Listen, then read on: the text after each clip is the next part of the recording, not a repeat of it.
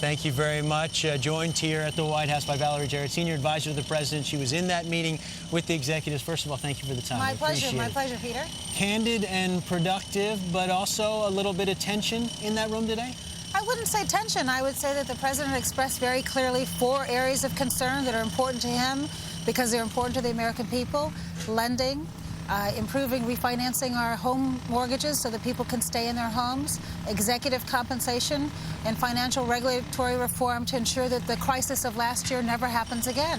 And I think it was an important meeting because what we heard was a consensus among the bankers that they're prepared to step up their efforts in lending and step up their efforts to help refinance loans so people can stay in their homes.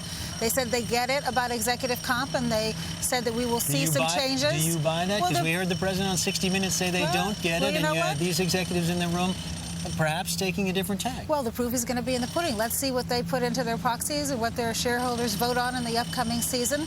But they made assurances to the President that they are cognizant of the importance of aligning their interest with those of the shareholders, and that they have long-term incentives in stock as opposed to upfront cash. And then also they said that they support regulatory reform, which is a little different message than we're hearing from some of their lobbyists in Washington. So I think the President said, look, if there are areas of concern on regulatory reform where you think there might be unintended consequences, let's sit down and hash them out. But let's be careful of the rhetoric that gives a very different impression from the lobbyists and what you guys are saying right here in the room. Well, I'll ask you about regulatory reform in just a second. But on the subject of executive compensation, because the President did use the line fat cat bankers in that 60 Minutes interview, set sort of a tone here.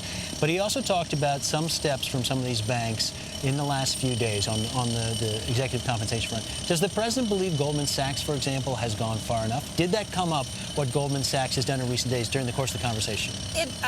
Lloyd Blankfeld from Goldman was on the telephone. He did talk a bit about his compensation plan, and what the President said is, look, you guys need to lead, and you need to be cognizant of the fact that the American people see this huge disconnect. They see what government did for the banks a year ago, which was unpopular, although necessary, and what we did was save the financial markets, which helps Main Street, as we all know.